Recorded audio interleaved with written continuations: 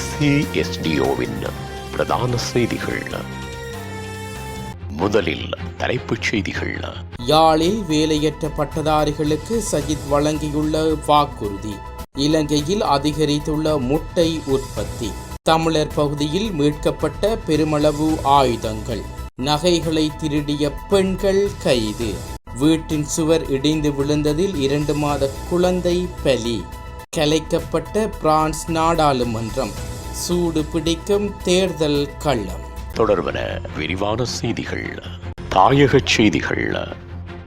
யாழ்ப்பாணத்தில் போராட்டத்தில் ஈடுபட்ட வேலையற்ற பட்டதாரிகளை எதிர்க்கட்சித் தலைவர் சையத் பிரேமதாச சந்தித்து கலந்துரையாடியுள்ளதுடன் நாடாளுமன்றத்தில் குறித்த விடயம் தொடர்பாக பேசுவதாகவும் வாக்குறுதி அளித்துள்ளார். வடக்கு மாகாண வேலையில்லா பட்டதாரிகள் சங்கத்தின் ஏற்பாட்டில் யாழ்ப்பாண மாவட்ட செயலகத்துக்கு முன்பாக கவனஈர்ப்பு போராட்டம் முன்னெடுக்கப்பட்டுள்ளது.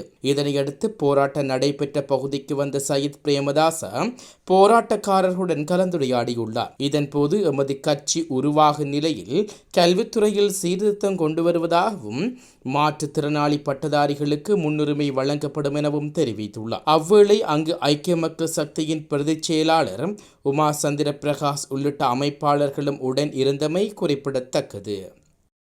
இலங்கையில் மாதாந்த முட்டை உற்பத்தி 5 முதல் 6 லட்சம் வரை அதிகரித்துள்ளதாக தெரிவிக்கப்படுகிறது. குறித்த விடயத்தை முட்டை உற்பத்தியாளர் சங்கத்தின் செயலாளர் HMPR அழகக்கோன் குறிப்பிட்டுள்ளார். அத்தோடு நாட்டில் மாதாந்த முட்டை நுகர்வு சுமார் 1 மில்லியனால் அதிகரித்துள்ளதாக கால்நடை உற்பத்தி மற்றும் சுகாதார திணைக்களம் தெரிவித்துள்ளது. மேலும் தற்போது சந்தையில் பல விலைகளில் முட்டை விற்பனைக்கு வருவதால் மக்கள் எளிதில் வாங்கிச் செல்கிறார்கள் என முட்டை உற்பத்தியாளர்கள் சங்கம் தெரிவித்துள்ளமை குறிப்பிடத்தக்க விடயமாகும்.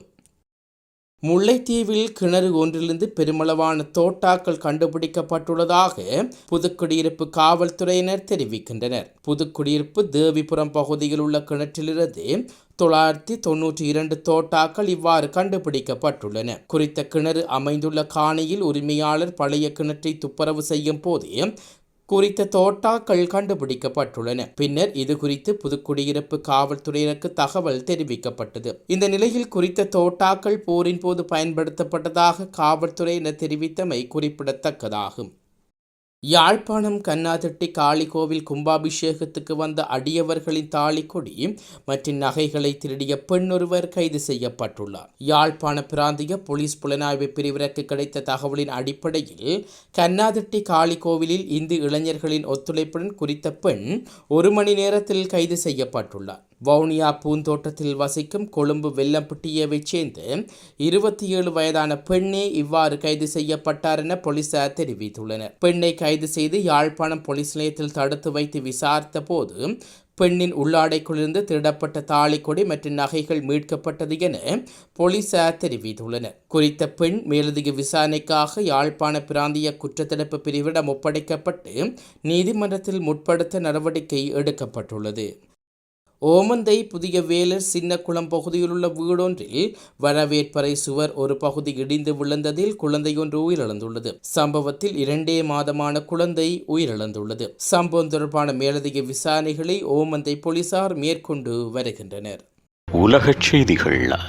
மைக்ரோன் அந்நாட்டு நாடாளுமன்றத்தை கலைத்துள்ளதாக சர்வதேச ஊடகங்கள் செய்தி வெளியிட்டுள்ளன. நாடாளுமன்றம் கலைக்கப்பட்டதாக அறிவித்த இவர் ஜூன் 30 மற்றும் ஜூலை 7ஆம் தேதிகளில் நாடாளுமன்ற தேர்தல் நடைபெறும் என்று தெரிவித்துள்ளார். பாரிஸ் ஒலிம்பிக் போட்டிக்கு சில வாரங்களுக்கு முன்னர் 2 சுற்றுகளாக வாக்குப்பதிவு நடத்தப்படும் என மேலும் தெரிவிக்கப்பட்டுள்ளது. இதேவேளை ஐரோப்பிய ஒன்றிய தேர்தலில் தீவிர வலதுசாரி கட்சிகளால் அவரது கட்சி படுதோல்வி அடைந்ததை அடுத்து இமானுவேல் மக்ரோன் இந்த தீர்மானத்தை எடுத்துள்ளார். தீவிர வலதுசாரி தேசிய பேரணி கட்சியின் ஆதரவாளர்கள் ஐரோப்பிய ஒன்றிய தேர்தல்களில் பெற்ற வெற்றியால் உற்சாகமடைந்து பிரான்சின் நாடாளுமன்றம் கலைக்கப்பட்டதை மகிழ்ச்சியுடன் கொண்டாடியதாக தெரிவிக்கப்படுகிறது.